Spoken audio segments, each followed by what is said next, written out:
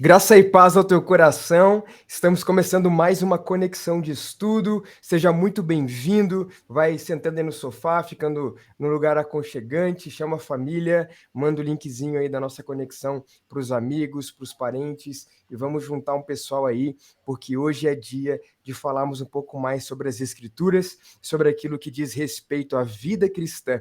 E olha, o nosso assunto de hoje é bom demais, então não se contente em assistir sozinho. Vai mandando, vai disparando o link aí. Eu quero saudar todo mundo que está nos assistindo, né? E através desse meio digital, nos visitando pela primeira vez. Para você que está nos conhecendo agora, nós somos a Igreja Harã, uma igreja local aqui na cidade de Lages, Santa Catarina. E eu quero te fazer um convite, se você estiver passando por Lages, ou até mesmo se você é de Lages, você pode nos visitar em uma das nossas conexões presenciais. A nossa conexão, por exemplo, do domingo, que acontece às 18 horas, presencialmente, a conexão da família. Você é mais do que nosso convidado para estar conosco, para conhecer a nossa comunidade, para fazer parte disso e de tudo aquilo que Deus tem ministrado no nosso coração. Para que você possa chegar até nós, entrar em contato com alguém, vai lá no nosso Instagram, vou deixar aqui embaixo, @haraigreja. Alguém com certeza vai te dar atenção por ali, para que você tenha acesso, né? Você receba a localização da igreja, alguém te explique, te auxilie, para que você possa estar junto conosco e também para você com certeza deixar aquele followzinho, né? Para ficar por dentro de tudo aquilo que está acontecendo na Igreja Harã e principalmente aí dos nossos eventos. A nossa conexão de estudo, essa que você está presente hoje, acontece quinzenalmente nas quartas-feiras às 20 horas, onde nós nos reunimos aqui nesse ambiente digital e junto comigo eu sempre trago alguns convidados de honra, né? Alguns convidados especiais. Hoje eu estou com o grande Mateusão, que já faz parte aí do elenco fixo, e aquele que nós chamamos, né, como o Megazord, né, das horas importantes, Norival Neto também. Rapaziada, fiquem à vontade aí para saudar o pessoal enquanto a galera vai entrando aí. Cara, mais uma vez é um prazer estar aqui com vocês. Prazer, Roberto. Prazer, Matheus. Minha terceira participação, então eu acho que, né, geralmente eu tenho 2 centavos para acrescentar. E glória a Deus por isso, cara. É um prazer estar com vocês mais uma vez e que possa ser um momento realmente de aprendizado e edificação para todos. Show de bola. Bom, queridos, mais uma vez um privilégio estar com vocês, Albertinho, Norival. Tema muito importante, de novo, falar de algo que a gente ama é sempre muito bom. E eu espero que seja enriquecedor para todo mundo. Amém, gente. É um prazer e uma honra ter vocês aqui com a gente, tá? E eu quero lembrar você que está chegando agora que na semana passada, ou melhor, na semana retrasada, nós demos início na série que nós estamos vivendo agora, que é a Conexão de Estudo baseada na igreja local. Então, se você não assistiu a anterior, assiste essa sem problema, mas eu te recomendo depois ali no canal e assistir a primeira, onde nós falamos um pouquinho sobre a história da igreja, como a comunidade cristã se desenvolveu no decorrer da história, desde antes de Cristo até Atos, e a partir dali tudo aquilo que aconteceu.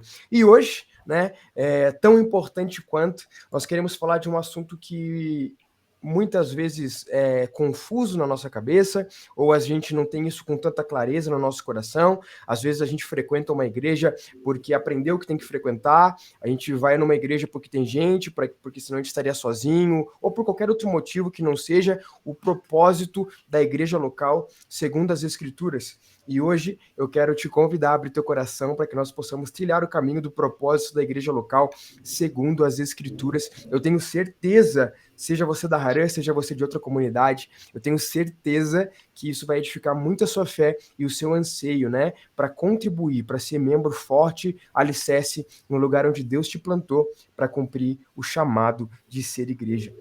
Esse tema fala muito comigo, eu amo esse assunto de ser igreja, eu amo o assunto igreja, eu amo esse negócio de construir igreja, comunidade, desenvolvimento de pessoas, individual, em grupo. Eu adoro ver a evolução da igreja, ver como o corpo se move como uma comunidade local, e eu percebo que muitas vezes a importância nessa era que a gente vive, tudo é muito digital, você assiste o culto de qualquer igreja, você escuta qualquer pregador pregando, mas a importância de ser igreja, né? A importância de ser igreja local, a importância de você conquistar a sua cidade, vai se perdendo aos poucos, porque a gente acredita que por estarmos conectados na internet, tá tudo bem, tá tudo certo, e a gente acaba terceirizando para aqueles grandes pregadores que a gente tem na internet a função e a responsabilidade que é minha e sua como membros de uma cidade, né? Se você está numa cidade, você é responsável por essa cidade. Você tem que entender uma coisa, a igreja Haram, por exemplo, que é uma igreja local, ela pode fazer esse estudo e ela pode alcançar o mundo inteiro através da internet. Mas acima de alcançar qualquer lugar com a internet, nós temos um compromisso, uma responsabilidade como igreja local de conquistarmos a nossa cidade. Nós temos, não adianta nada a gente ganhar o mundo inteiro e a gente perder o lugar onde Deus nos plantou, né? A gente esquecer do lugar onde Deus nos plantou. Então, é importante que a igreja esteja no digital? Muito. É importante que a igreja fale com o mundo todo? Muito. Mas tão importante quanto, e não pode ser esquecido, é uma igreja local gerar impacto local. Então, se você está numa cidade, você está em Joinville, está em São Paulo, está em Las Vegas, está aqui em Lages, está em Florianópolis, está em qualquer lugar, você é responsável pela cidade onde Deus te plantou. E o propósito, assim, em linhas longas da igreja local é conquistar a cidade. É, de alguma forma, gerar impacto na localidade onde ela está inserida. E para que a gente comece a falar sobre isso, antes de eu separei aqui o propósito da igreja local em alguns pontos de abordagem. Nós vamos falar do propósito através da adoração, da comunhão, do evangelismo e do serviço. Mas antes da gente entrar fixamente nesse escopo, eu queria perguntar assim, do coração do Neto, do coração do Mateus, para vocês, cara, o que é o propósito da igreja local? Assim, se fosse para definir rapidamente qual que é o propósito da igreja local, o que age no coração de vocês, sem precisar parafrasear muita gente, mas o que vem primeiro no coração de vocês quando esse assunto emerge? Eu ouvi uma frase uma vez, mano, que dizia que a igreja local é a solução do mundo. Não sei, né, qual que é o nível de impacto dessa frase, ou se isso é realmente verdadeiro ou não, mas eu concordo. Tá aqui, ó. Tá aí? Tá aqui, ó. A igreja Então, local é a esperança do mundo. a esperança, então. Já estava trocando a frase, já é Mahatma Gandhi que disse, né? Não, mas em certo aspecto eu acredito nisso, né? No que eu entendo como igreja local, e eu concordo com aquilo que tu estava falando, em relação à nossa responsabilidade com o local em que nós estamos inseridos, né?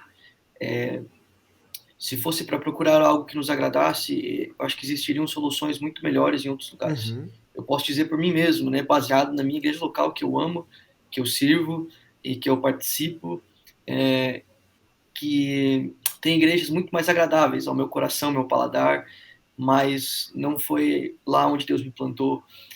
E no lugar que Deus me plantou para servir, para entregar minha vida, para revelar o nome dele através de gastar-me por essa comunidade, pelo evangelho de Jesus nessa comunidade. Então, eu entendo que a igreja local é a solução do mundo quando a gente entende que a igreja não é para agradar nós mesmos, né? A igreja é para servir o local onde nós fomos estabelecidos, é para revelar o reino de Deus onde nós estamos e para ter um senso de comunidade. Eu acho que o que gera solução é comunidade, é olho no olho, é vida na vida, e isso é transformador. Se eu quiser assistir boas pregações, boas músicas, se eu quiser né, encontrar o que tem de melhor, eu visito algum lugar, eu vejo na internet quem falou, mas se eu quiser viver vida na vida, se eu quiser olhar olho no olho, se eu quiser ter conversas sérias e profundas, se eu quiser ver transformação no local onde eu estou, eu vivo isso de maneira muito mais profunda na igreja local. Glória a Deus, cara. Cara, eu acho que além disso tudo que o Neto falou e comentou, acho que uma das coisas mais importantes do que a igreja representa para mim é a ideia de que peregrinos esperam por outro mundo e que eles juntos reunidos representam como coluna e baluarte da verdade esse novo reino que chegou e que logo logo será consumado. Acho que eu nunca, para mim, é a coisa que mais faz sentido na minha forma de ver o mundo, na minha forma de fazer teologia. Deus morreu por um povo. E esse povo está aí, sendo visível, sendo visto. É a forma como a gente demonstra o reino de Deus. Então toda vez que a gente ceia, toda vez que a gente batiza, toda vez que a gente senta para ouvir um sermão, toda vez que a gente serve a igreja local, a gente participa de algo. Sabe, é quase que um Uma porção do parênteses. céu. É quase um parênteses na temporalidade, entende?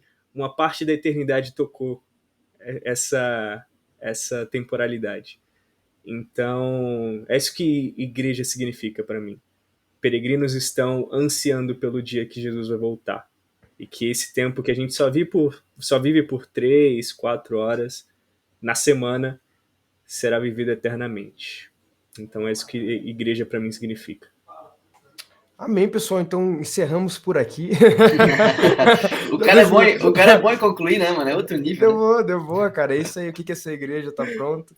Mas, gente, trazendo agora para uma perspectiva prática da vida cristã mesmo, a fim de que a gente possa, beleza, essa igreja traz toda essa profundidade que a gente acabou de conversar, a profundidade da comunidade que espera, né? Aqueles que esperam ansiosamente, aqueles que são aqueles que refletem a unidade do filho com o pai, agora, né, sendo o corpo do filho, unidos ao filho, uma unidade para a glória de Deus, mas na prática, qual a importância do ser igreja, do corpinho do Roberto tá ali junto no mesmo lugar com o corpinho do Norival Neto, com o corpinho do Matheus, né? A gente vem de uma realidade diferente, de uma vida diferente. Inclusive, eu acho isso fantástico, uma das coisas que eu acho mais dignas de contemplação a respeito do mover de Deus no mundo. O fato de que nós viemos de lugares diferentes, mentalidades diferentes, visões diferentes, até bati no microfone aqui, perspectivas diferentes, históricos diferentes, né? Famílias diferentes, uns muito bem, outros muito destruídas, condições financeiras diferentes, trabalhos, rotinas diferentes, mas nós estamos todos reunidos em um mesmo lugar, por um mesmo propósito, em busca de um mesmo ser, de um mesmo Deus, de uma mesma esperança. E isso é fantástico. É você pegar pessoas de todos os jeitos, de todas as nações, de todas as línguas, e você colocar um nome que faça com que esse nome seja um lugar de conversão, de convergência entre todas elas, e gere uma paixão única entre o gremista e o colorado, que reunidos no mesmo lugar adoram o mesmo Deus. Mas isso é fantástico.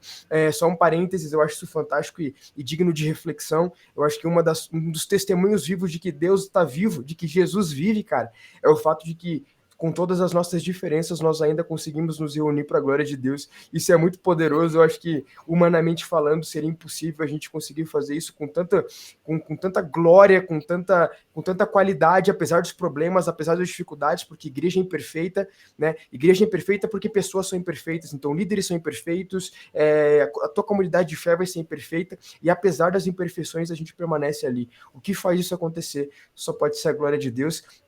E falando de glória de Deus, um dos grandes pontos que são cruciais, um dos grandes pilares da relação igreja local e vida de igreja local é justamente a adoração a esse Deus, né?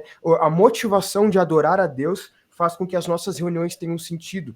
A gente entende isso desde a igreja de Atos, né? Porque eles se reuniam para proclamar que Jesus estava vivo, e a vida deles passou a se tornar uma adoração diária, onde no templo, de casa em casa, todos os dias, eles se reuniam, eles viam milagres e maravilhas, eles viam grandes coisas acontecendo, porque o grande propósito do coração deles era converter aquilo que eles eram a um estágio de adoração. Não é à toa que lá no Evangelho de João 4:23, Jesus vai dizer: mas a hora vem e é agora. Deixa eu colocar João 4:23 aqui para você não se perder. João 4:23 diz: mas a hora vem e é agora, em que os verdadeiros adoradores adorarão o Pai em espírito e em verdade, porque o Pai procura a tais que assim o adorem.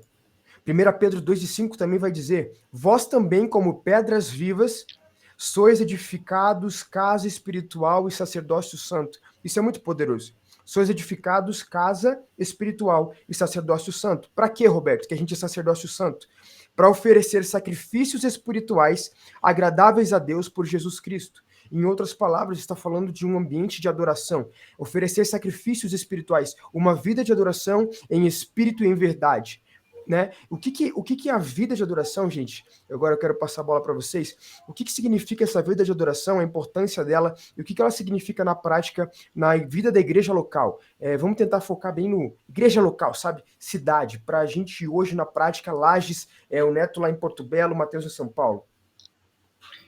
Então, mano, né, a gente reconhece que adorar a Deus é reconhecer quem Deus é, né? Exaltar a Deus, prestar honra a Ele, colocar diante dele a nossa mente, as nossas ações. É interessante que tu falou a respeito disso, mas para trazer para o contexto da igreja local, eu acho que a vida de adoração começa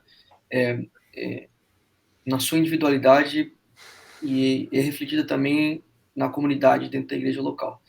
É muito difícil, cara, e eu até consideraria impossível você não viver uma vida de adoração ao seu Senhor individualmente, só representar essa vida de adoração coletivamente, né?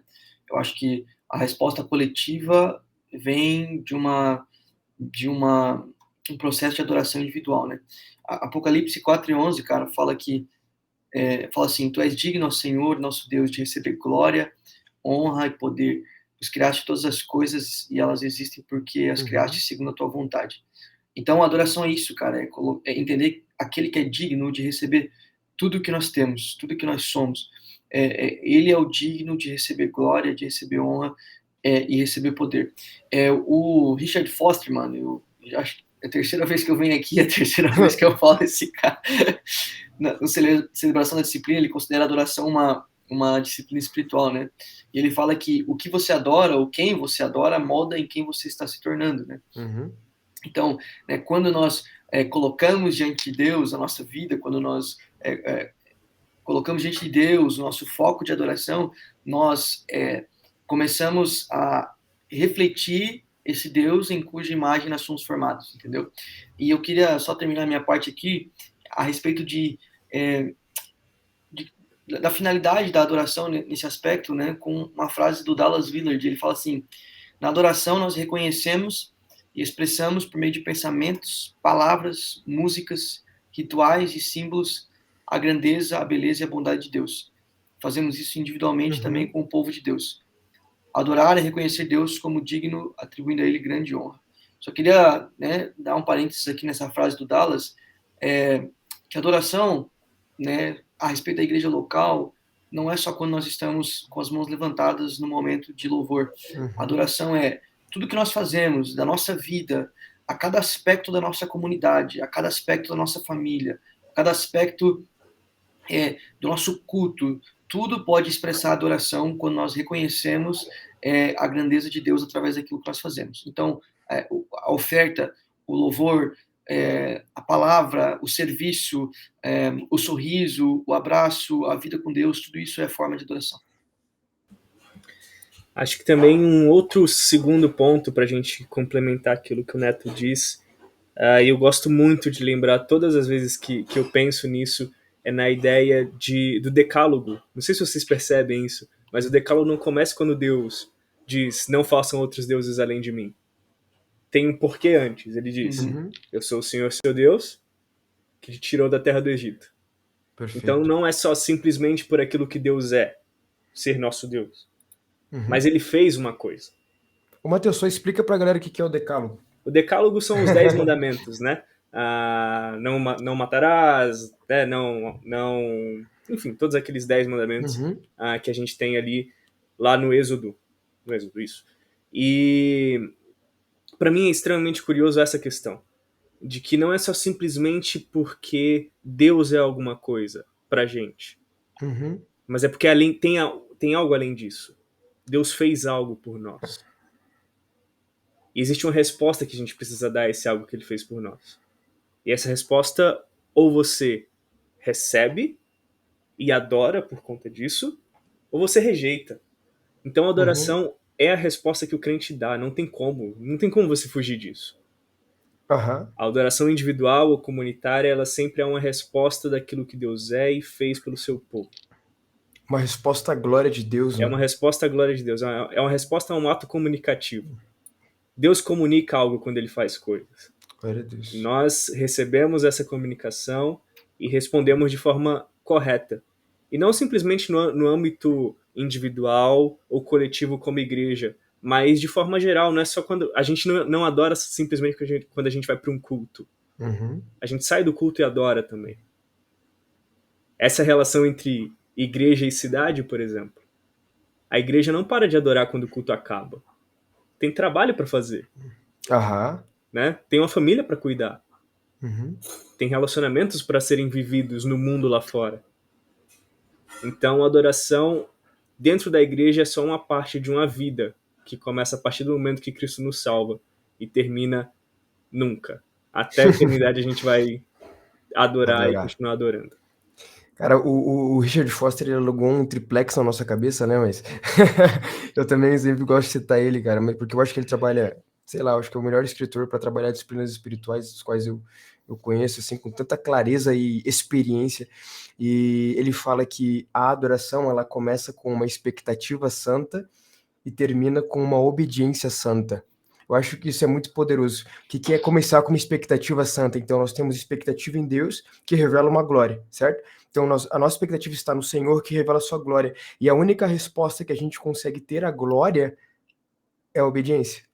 Então, a adoração nada mais é do que uma vida de obediência em resposta à glória de Deus.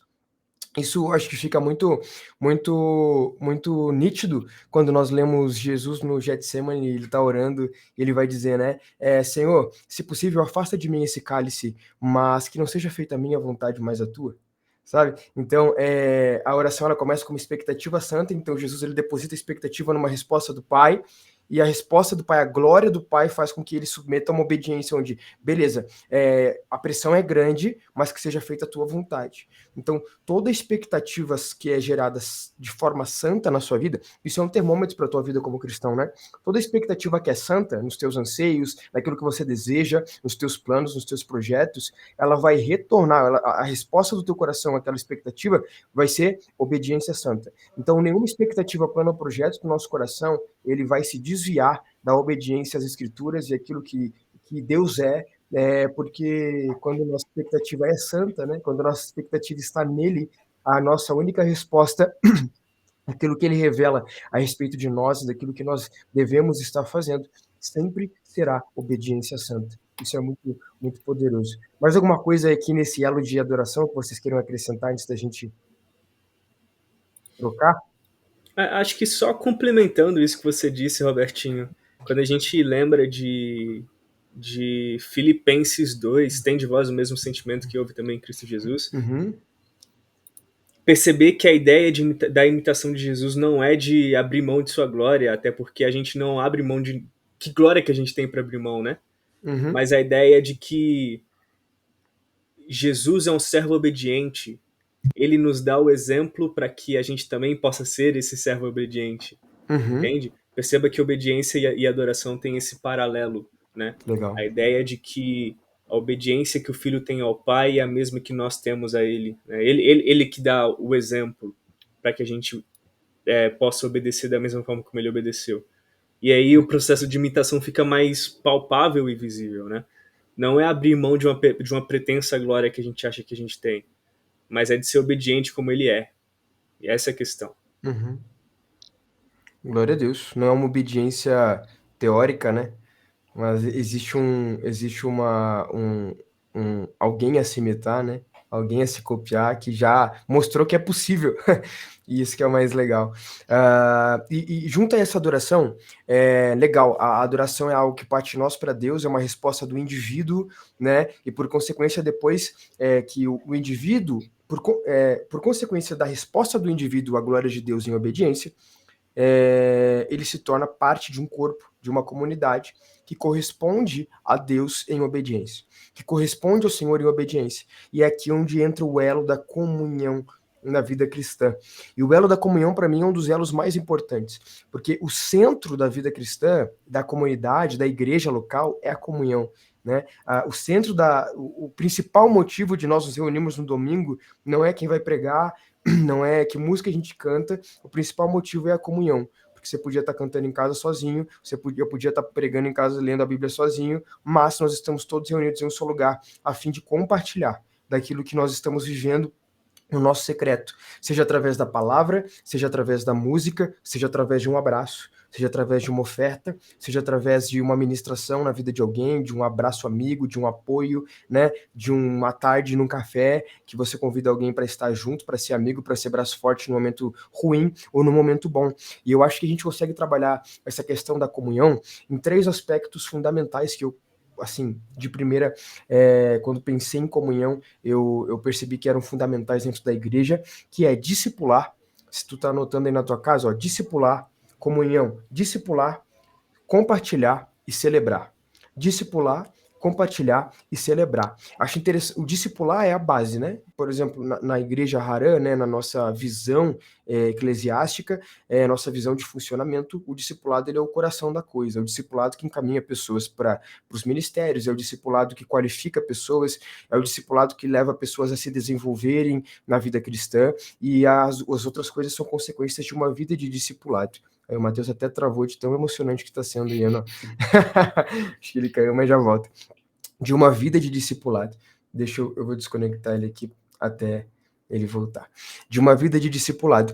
O compartilhar, eu acredito que fala muito sobre o que nós fazemos no momento da adoração, quando juntos nós expressamos aquilo que, né, a gente traz a adoração de casa. A adoração como igreja é o compartilhar daquilo que transborda de mim, aquilo que transborda de você, e juntos nós levamos um altar ao Senhor, né, em comunidade. E também a questão do compartilhar, tanto a mesa, né, a conversa, a amizade, o relacionamento, quanto a palavra de Deus. Então, a comunhão também fala daquele momento onde nós paramos para celebrar e refletir a palavra de Deus, né? Onde existe uma ministração a respeito da palavra, e aquilo que a gente está fazendo agora, enquanto você está aí na sua casinha, tomando seu café, seu chazinho, e a gente está aqui do outro lado, compartilhando com você. E por fim, celebrar, que é uma das coisas que às vezes o crente acha que a vida com Deus aqui na Terra é só pagar indulgência, né? Como se é ficar pagando indulgência. A vida com Deus não é o pagamento de indulgência. A vida com Deus, até mesmo nos dias mais brutos e difíceis, é um motivo de celebração. E a comunidade, ela se reúne para celebrar. Nós nos reunimos aos domingos para celebrar. Celebrar o quê, Roberto? O Deus que a gente serve. E dentro dessa perspectiva de comunhão, Netão, como que a gente consegue trabalhar no nosso coração, na nossa mente, a importância dessa comunhão, cara? Como que ela se aplica na nossa igreja local? Cara, eu quero primeiro, assim, falar para vocês que estão ouvindo, que vocês tenham consciência de uma coisa. A gente vive num contexto e num mundo, e não quero ser o pessimista da parada, mas a gente vive num contexto muito individualista, né? Essa é a realidade do mundo que nós vivemos. Não são as coisas que nós queremos, as maneiras que nós achamos melhor, as ideias que nós temos, as nossas opiniões. Então, todo mundo hoje tem alguma coisa que pensa que é exclusivo a respeito de si mesmo, né? E porque todo mundo é tão individualista a respeito de um assunto, nós acabamos sendo coletivos individuais, né? Ou nós acabamos vivendo essa individualidade coletiva. Eu não sei se existe esse termo, é um termo que eu penso bastante a respeito. A gente acha que é tão exclusivo no mundo que a gente não é tão exclusivo assim, porque todo mundo acha que é exclusivo, entendeu? E isso acaba gerando mais coletividade do que individualidade. E diferente no reino de Deus, eu acho que o reino de Deus é um reino que estabelece comunidade dentro das individualidades, entendeu? Então, o que eu tenho para falar a respeito disso? Nós nutrimos comunhão quando Deus nos chama de maneiras diferentes, unidos debaixo do mesmo propósito, que é celebrar o nome dele. E juntos nós fazemos isso. Então, não se trata a respeito de nós, das nossas vontades, mas se trata a respeito de Jesus, daquilo que nós fazemos juntos dele. Então, cara, falando a respeito dos teus aspectos ali, né, eu quero só dar uma palhinha rápida sobre cada um deles ali. Discipulado, cara, Mateus 28, 18 ao 20, né? Jesus ele está encerrando as suas últimas palavras e direções aos seus discípulos, e ele fala, né, foi-me dado todo o poder debaixo do céu, então, ide pelas nações, e façam discípulos, batizando em nome do Pai, do Filho e do Espírito Santo, e ensinando-os a obedecer tudo o que vos tenho dito. Então, percebe aqui que o discipulado é um ciclo sem fim de Jesus ensinando os discípulos e dizendo para os discípulos o que deveria ser feito, e falando assim, ó, quando vocês forem lá e fazerem discípulos, vocês vão ensiná-los a fazer tudo o que eu tenho dito para vocês. E daí os discípulos chegavam, ensinavam alguém e diziam, vão e façam tudo o que Jesus mandou você fazer. Ensina-os a obedecer. É um processo contínuo de ensinar eles a obedecer. E a obediência, eu vou usar só um texto para dizer o que significa, qual é um desses sinais de obediência. O próprio texto de Mateus capítulo 28, 18 ao 20. Primeira coisa que nós podemos obedecer a Deus nós ensinamos eles, o Jesus ensinou eles a ir pelo mundo e fazer discípulos.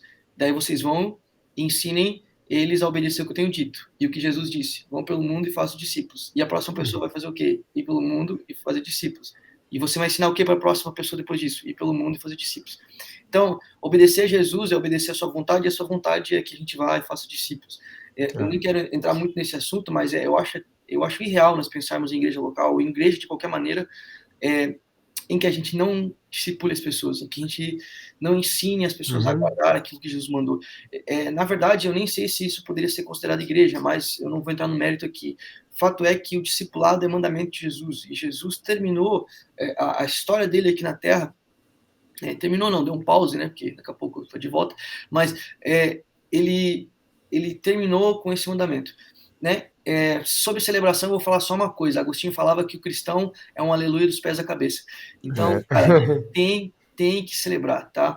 Aquilo que o Betinho falou. Obviamente que a gente tem que viver a nossa vida entendendo que no mundo nós vamos sofrer, ter tempos difíceis, mas também nós vamos ter tempos de alegria, bonança e celebração. E mesmo em tempos difíceis é possível celebrar. Jesus, que era Jesus, foi considerado comilão e beberrão. Obviamente que essa era uma postura mais de xingamento dos fariseus, dos mestres da lei. Fato é que Jesus não se resguardava de uma festa. Jesus estava em muita festa, Jesus estava em muito jantar, Jesus estava em muita comemoração. E a gente que é crente não se reúne nem para tomar uma Coca-Cola e comer um pastel no final do culto. Então, isso é parte da comunidade, é parte de quem Deus é, do que Jesus junto, né? do que Jesus representou. E, cara, eu não vejo como uma pessoa que chama as crianças e chama os rejeitados da sociedade para perto dele, e essas pessoas se agradam de estar na presença dele. Eu não vejo como uma pessoa dessa pode ser uma pessoa carrancuda, uma pessoa triste, é uma pessoa que celebra, uma pessoa que é feliz. E sobre compartilhar, Betinho, queridos, nós compartilhamos a vida uns com os outros.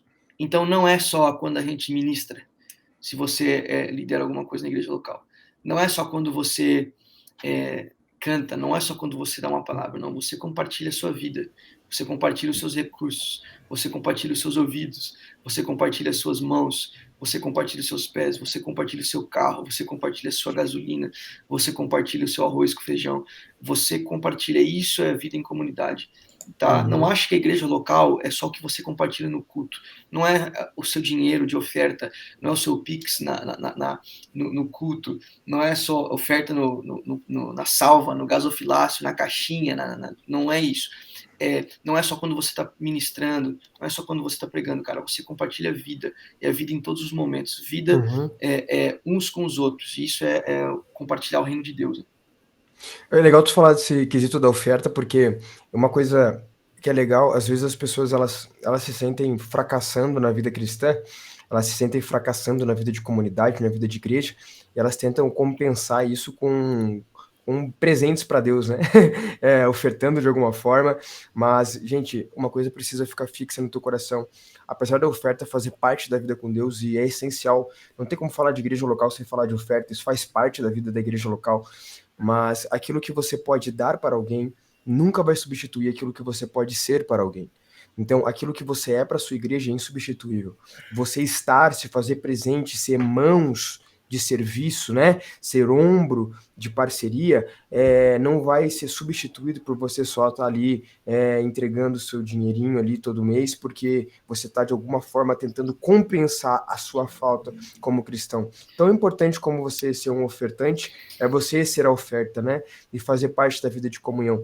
Não é à toa que, como o Neto acabou de citar, quando Jesus vai dizer, foi-me dado toda a autoridade. Cara, ele podia ter falado qualquer coisa a partir daí, né? Foi-me dada toda a autoridade, então vão e componham lindas músicas. Foi-me dada toda a autoridade, então vão e construam palácios. Foi-me dada toda a autoridade, então vão e saiam voando para provar que eu sou Deus. Não, foi-me dada toda a autoridade. E com toda essa autoridade eu deixo uma ordem, e a ordem é: vão e façam discípulos. É muito simples. Esse é o sistema de Jesus. E esse sistema, ele é impossibilitado, ele é impossível de ser executado sem comunhão. A comunhão é o princípio do discipulado, ele está atrelado sensivelmente à comunhão.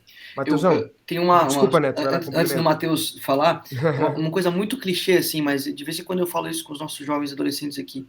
Deus não nos chamou para termos seguidores, cara.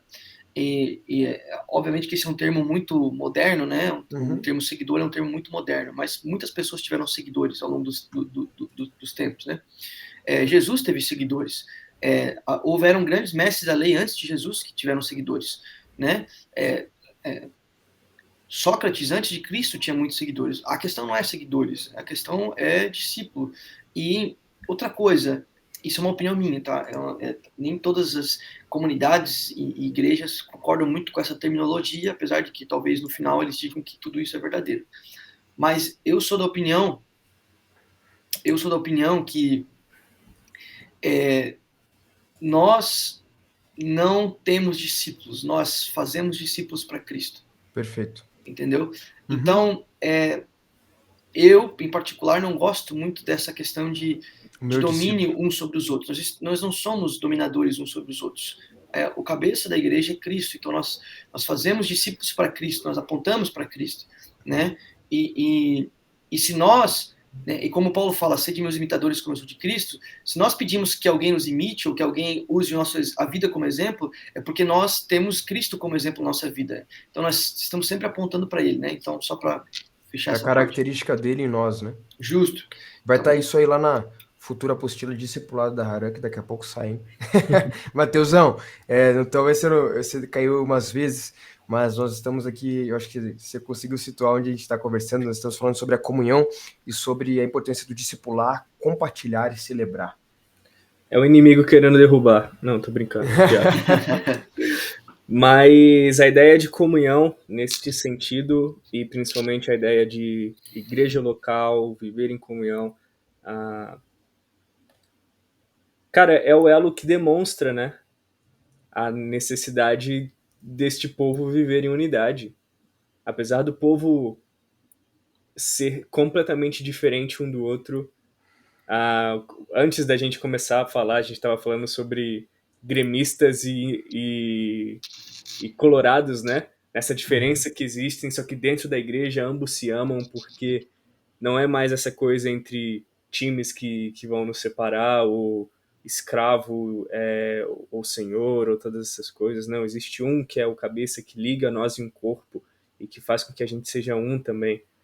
A comunhão cristã é o que faz visível o corpo de Cristo, entende? Então é através dessa comunhão que nós percebemos que Jesus de fato tem um reino e que ele está reinando sobre este povo. Então é muito mais do que simplesmente dar oferta, é muito mais do que simplesmente fazer alguma coisa, não, é uma demonstração de que Cristo reina sobre o seu povo. A comunhão cristã é essa demonstração de que este povo espera por um rei. É um testemunho, né? É um testemunho vivo. As pessoas estão vendo. Então, discipular, celebrar, congregar junto, todas essas questões, elas se fazem justificáveis e totalmente imprescindíveis para a igreja local, porque ela demonstra que Deus tem um povo. E eu acho que isso é muito importante para a gente. Amém. Eu quero, antes da gente encerrar essa questão da comunhão, eu quero encorajar você que está em casa com Romanos 15:5, porque esse texto é bem encorajador a respeito da comunhão da igreja, onde Paulo vai dizer: ora, o Deus de paciência e consolação vos conceda o mesmo sentimento uns para com os outros, segundo Cristo Jesus. Então, que nós como igreja possamos executar o sentimento de Cristo, que é o sentimento de paciência e consolação. Paciência que nos induz a suportarmos uns aos outros constantemente, né? Ser suporte uns para os outros. E consolação, a fim de que nós possamos sempre estarmos nos exortando. Exortação não é criticar nem falar mal, isso é nem chamar atenção. Chamar atenção é repreensão. Exortação é motivar alguém, motivar. Então, exortando as pessoas, consolando elas e motivando na vida com Deus. A gente falou que, né, foi dada toda a autoridade para Jesus, então vão e façam discípulos, e isso leva à comunhão. Mas da mesma forma que existe ali na Bíblia um id, fazer discípulos, a gente tem um outro id, né? O id por todo mundo e pregai o evangelho a toda criatura, e os dois estão ligados, né? Os dois estão ligados um com o outro, mas aí a gente começa a falar sobre uma igreja que vai, né? A gente tem uma perspectiva um pouco mais palpável na nossa cabeça de uma igreja que vai por todo mundo e faz o quê? Prega o evangelho. E aqui a gente está falando do que? Se é para pregar o evangelho, a gente está falando de evangelismo. E o que é um dos pilares da igreja local, um dos pilares que a gente tem terceirizado muito, né? Por quê? Porque hoje em dia as igrejas têm marketing digital. Olha aí que magnífico, nós somos a geração marketing digital. E porque a nossa igreja tem um postzinho do domingo, porque a nossa igreja tem o postzinho da sexta, da quinta, da terça, o post das mulheres, o post dos homens, o post do churrasco, o post da doação, a gente tem post para tudo, a gente acaba terceirizando. E quando a igreja ela não está mais sendo acrescentada, quando a gente não vê mais o número de pessoas sendo salvas, a gente culpa o marketing. A gente não se culpa mais como igreja. A gente tem que fazer mais vídeo, legal. A gente tem que fazer mais post, legal. Mas se uma igreja não está sendo acrescentada por Deus, é porque a igreja, como corpo orgânico, não está se movendo para isso, né? Nós temos como testemunho da história igrejas que foram grandes igrejas em quantidade e em qualidade, que nunca conheceram um celular, que nunca conheceram a internet, mas que organicamente se tornaram um testemunho tão vivo, e é sobre isso, inclusive, que a gente está falando muito na Haré nos últimos dias, sobre o quanto o maior testemunho de uma igreja é a presença de Deus, quando a presença de Deus, né, o testemunho vivo da presença de Deus se manifesta numa localização, numa localidade, gera impacto ao ponto de que pessoas conseguem abrir os seus olhos, têm seus olhos abertos para a realidade de que Cristo está vivo. Então, nesse mundo, gente, onde a gente terceiriza o evangelismo pro postzinho do Instagram, e a gente acha que porque compartilhou o post da igreja a gente está evangelizando, né? Tá tudo bem. Para onde que a gente tem que voltar, cara? Sabe? Para onde a nossa cabeça tem que voltar para a gente entender o princípio do evangelismo como igreja local? Para a Bíblia, né, cara? Não tem. Ai, cara. Que grosso. Sinceramente. Tá com pressa, Neto, pra gente encerrar? Não, eu fiquei pensando assim, né, cara? Que tipo de solução que a gente tem para evangelização? Nós podemos pensar em métodos, em maneiras, em formas, mas daqui a 10 anos as formas que nós pensamos hoje já vão estar completamente ultrapassadas. Se a gente se focar em forma, se a gente se focar somente naquilo que é exterior, naquilo que é maquiagem, a gente nunca vai se mover naquilo que realmente é importante. E a Bíblia é muito clara, eu falei um versículo anteriormente, o Mateus estava falando a respeito de, né, não especificamente a respeito disso, mas a fala dele era a respeito de João 17, em que o mundo conheceria Deus pela unidade dos filhos com o Filho, né, dos filhos de Deus com o Filho de Deus. E tu citou Marcos 16:15, que é, né, talvez o mais famoso texto a respeito de evangelização. A Bíblia é muito clara que nós, vivendo em comunidade, somos a representação da realidade de Deus, o que a gente precisa ter, talvez, uma clareza é que a responsabilidade não é para alguns, né? A responsabilidade é para todos que são filhos e todos que são discípulos. Essa é uma responsabilidade para todos. E você exerce ministério aonde você é colocado, na sua família, na sua casa, no seu trabalho, na sua escola. Você exerce ministério aonde você é colocado. O ministério não é exclusivo para o pastor Roberto, entendeu? O ministério da Harã não é exclusivo para o pastor Roberto. O pastor Roberto é ministro de Deus, como pastor da igreja local, como mestre na igreja local, para Harã. Mas o pastor Roberto não é o único que exerce ministério. Assim como Mateus na sua igreja local, assim como eu na minha igreja, assim como qualquer um que ocupa qualquer posição de liderança. Nós somos ministros, mas não somos os únicos com ministério. Deus deu a responsabilidade para todos. E todos nós devemos, aonde estivermos, revelar o amor dele. Nós precisamos, e eu acho que daí é uma mudança que não se refere exclusivamente à evangelização, mas com certeza vai afetar a maneira como nós evangelizamos. Parar de ver a igreja como um local em que nós consumimos e começar a olhar para a igreja como um espaço para nós servirmos. Eu acho que, embora não tenha relações totalmente diretas com a evangelização, isso vai mudar a maneira como nós vivemos a nossa vida diante de Deus. E se nossa preocupação é servir, nossa preocupação vai ser servir aonde nós estivermos. Se nós só queremos consumir, é suficiente eu participar de um culto, tá tudo bem, eu não preciso... ninguém precisa saber o que eu faço, ou se souberem também não é problema, mas eu não quero convencer ninguém do que eu faço é melhor ou não. Nós sabemos que carregamos a palavra de vida, a verdade, nós sabemos que carregamos isso, e Deus nos chamou para servir uns aos outros. Então não é possível que aquele que tem consciência total de que precisa servir não se mova para falar a respeito do reino de Deus, entendeu? Então é isso, cara. Volta para a Bíblia.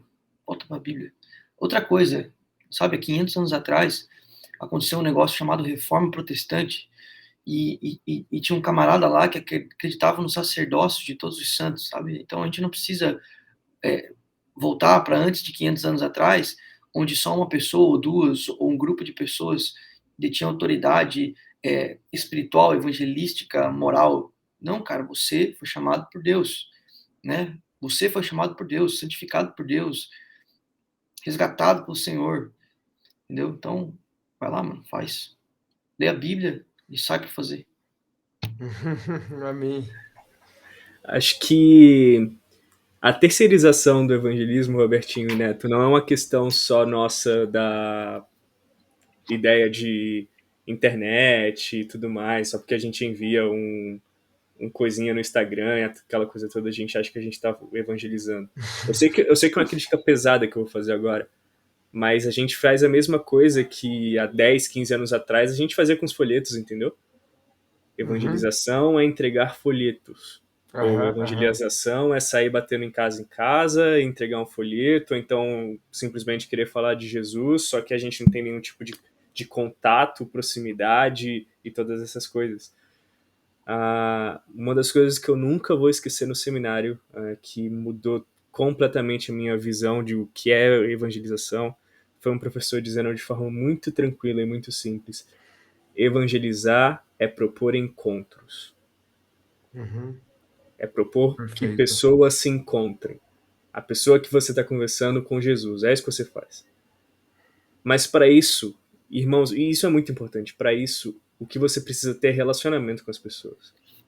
E aí relacionamento, isso é um choque pra gente, porque a gente acha que relacionamento é só pra ter com pessoas que é de dentro da igreja, gente que é da nossa fé e tudo mais. E Jesus sentava com prostituta, com pecadores, entendeu? Então a gente não consegue sentar com gente que não acredita nas mesmas coisas que a gente acha que a gente vai evangelizar o mundo desse jeito. Gente, não faz sentido evangelizar desse jeito.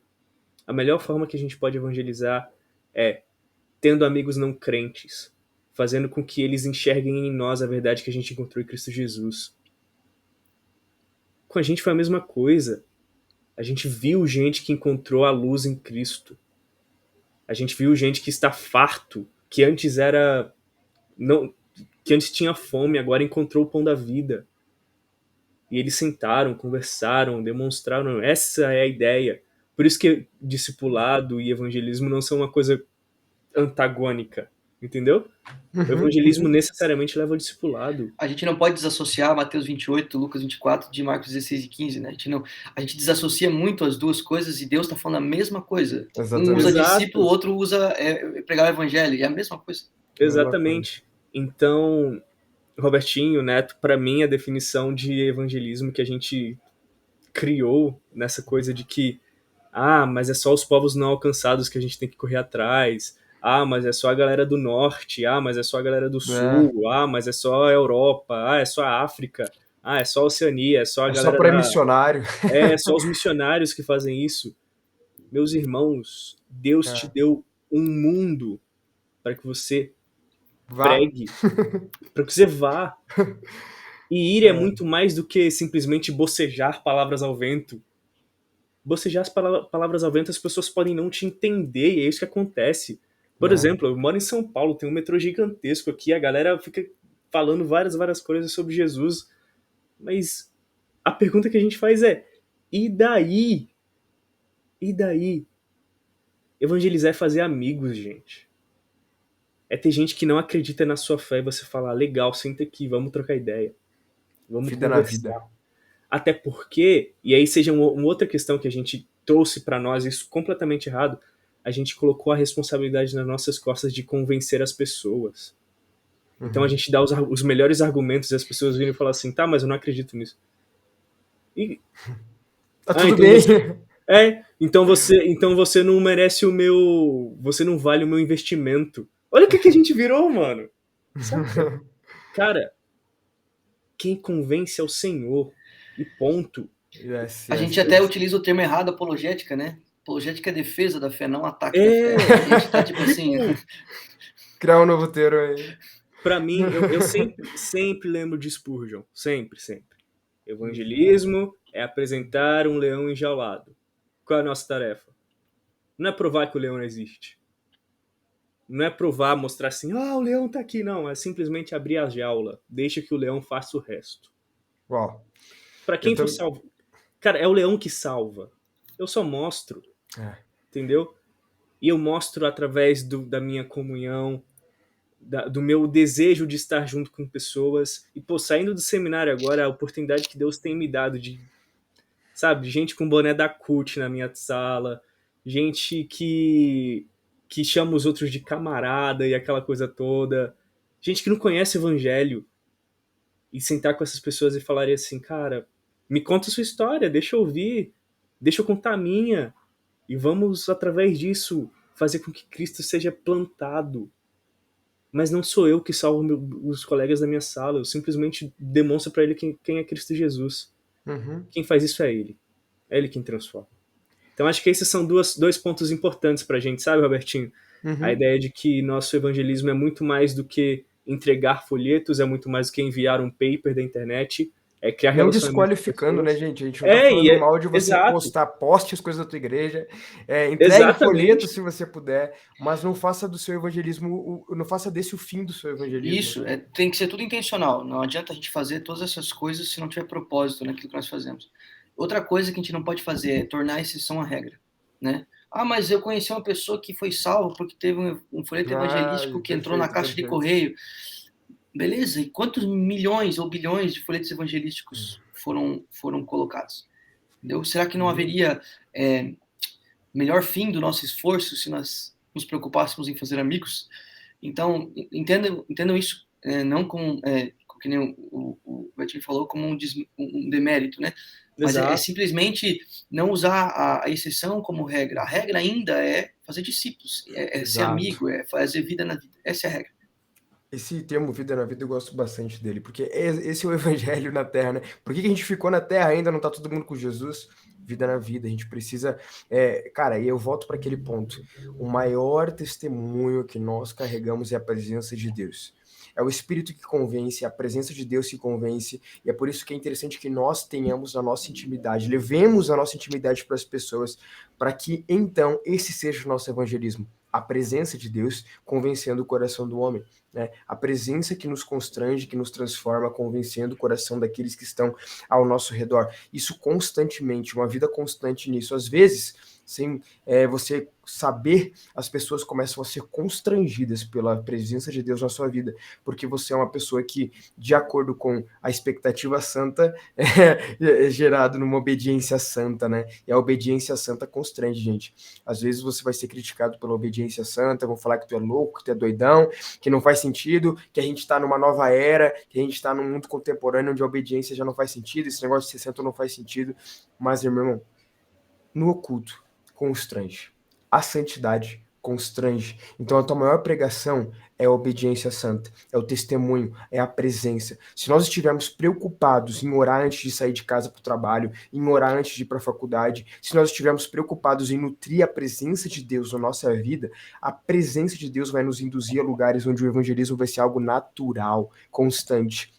Nas palavras do Spurgeonzinho, eu acho que era o Spurgeon também que falavam, né? O Mateus citou ele para falar do leão, mas eu lembro, eu acho que é ele também que falava a respeito do mendigo, né? O evangelismo é um mendigo que encontrou a casa do pão, mostrando para o outro mendigo o caminho.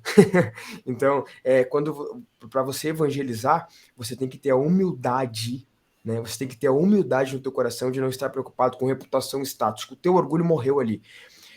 Gente, entenda uma coisa, né? A gente tem que ir para o último ponto, mas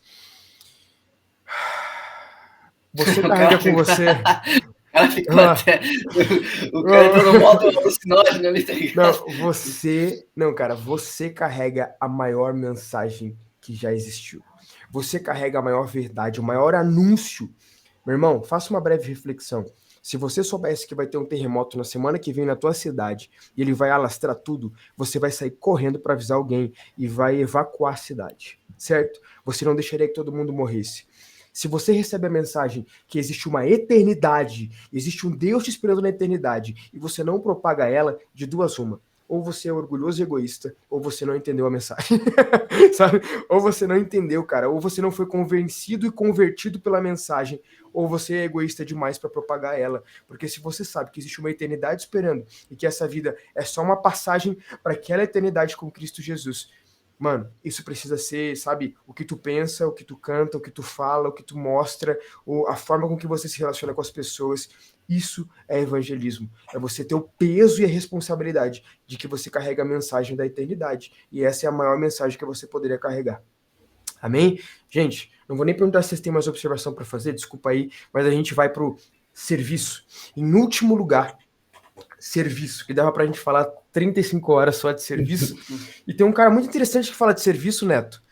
Assim como ele fala de comunhão também, Richard Foster. Que isso, né? Mas, e a gente falar de serviço na igreja é muito importante, né? Porque o próprio Jesus vai dizer quem é o maior, né? O maior é aquele que serve. Então, o maior é aquele que serve. Enquanto os discípulos se debatiam e pensavam quem vai lavar o pé da galera? Né? Quem vai lavar o pé da galera? Jesus vai lá, pega a toalhinha e ele lava. E ele, em tudo isso, ele quer mostrar uma coisa. Gente, o maior no reino dos céus não é aquele que está na mesa sendo servido. O maior no reino dos céus é aquele que serve. E como o serviço nos é importante na vida da igreja local, galera. Como o serviço se aplica à vida da igreja local. Tem um vídeo lá no Instagram que eu postei. Vai lá e assiste. @Norival. Perfeito. Tá fresquinho. Merchan gratuito, cara. Daqui a pouco ele fala da marca dele. Pessoal, tô lançando uma marca. Entra no meu site lá, entra no meu site. Arrasta pra cima. Super coaching ele agora. Nossa, cara.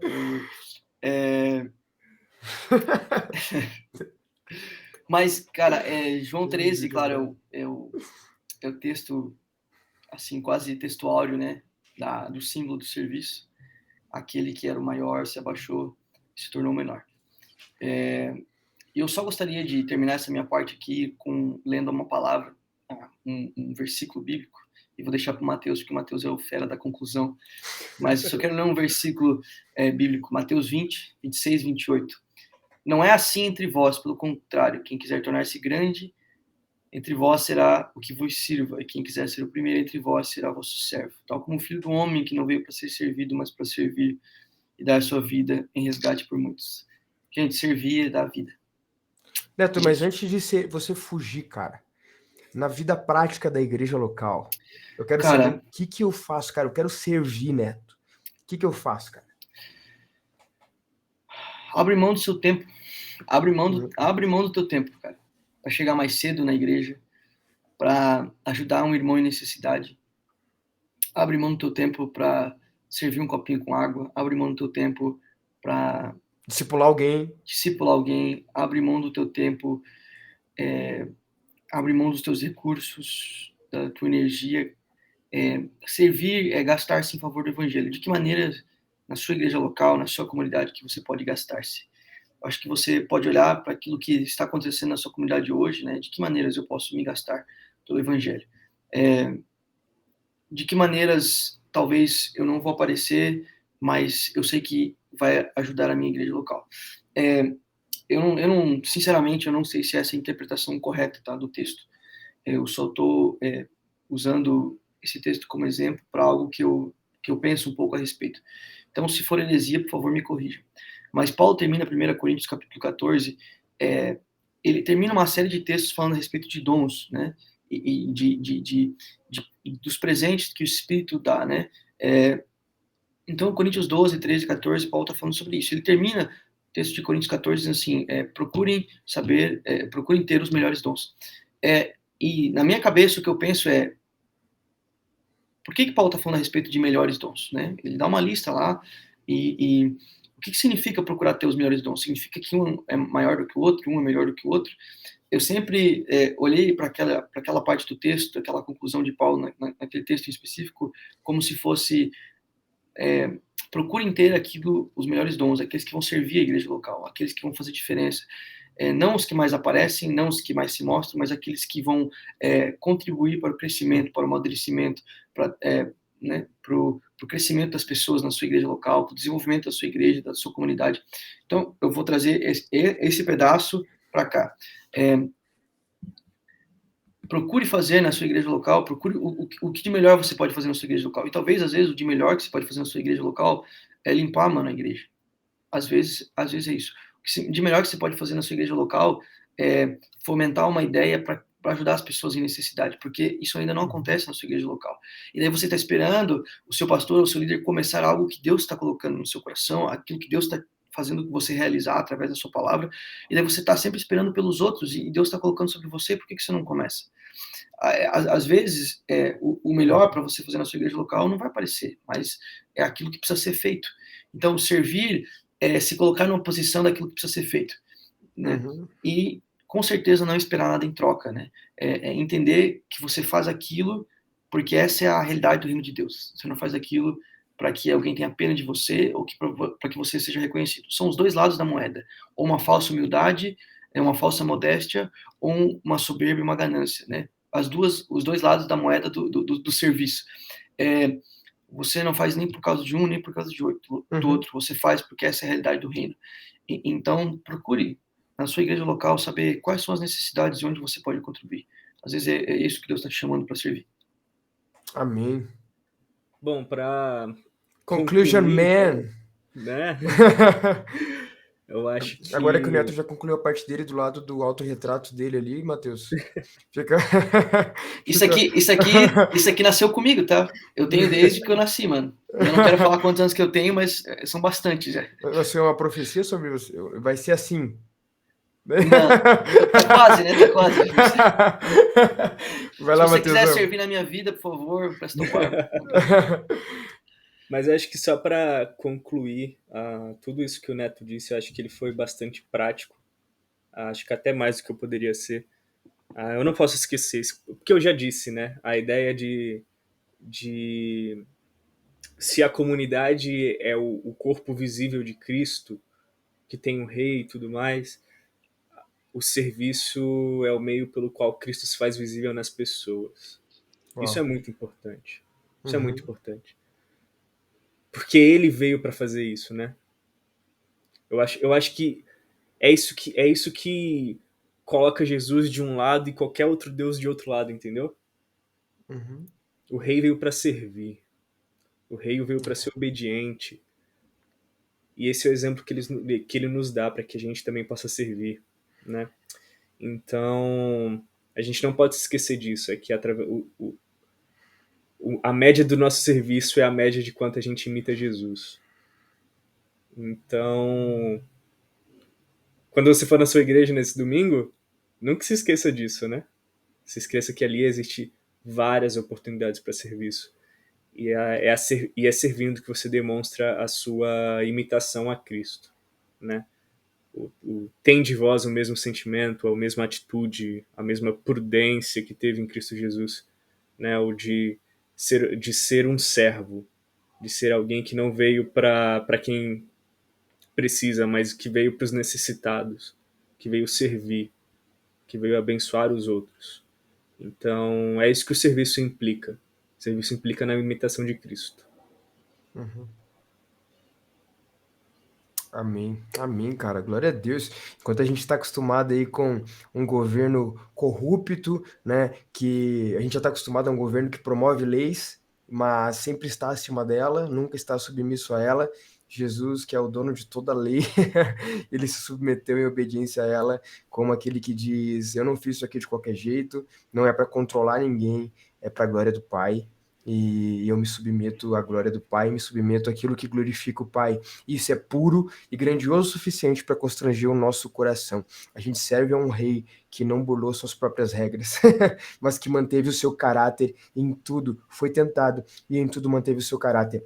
Eu quero encerrar com um apanhadão geral, nas palavras do Rick Warren, quando ele vai dizer a respeito da igreja, que a adoração ajuda as pessoas a se concentrar em Deus, a comunhão as ajuda a enfrentar os problemas da vida, o discipulado ajuda a fortificar a fé, o ministério ajuda a descobrir talentos e o evangelismo ajuda a cumprir a missão. Acho bem legal essas definições que ele traz e que isso sirva como um acalento e como uma motivação para o teu coração, para mais uma vez, né, você estar impactado com a realidade do que é ser igreja.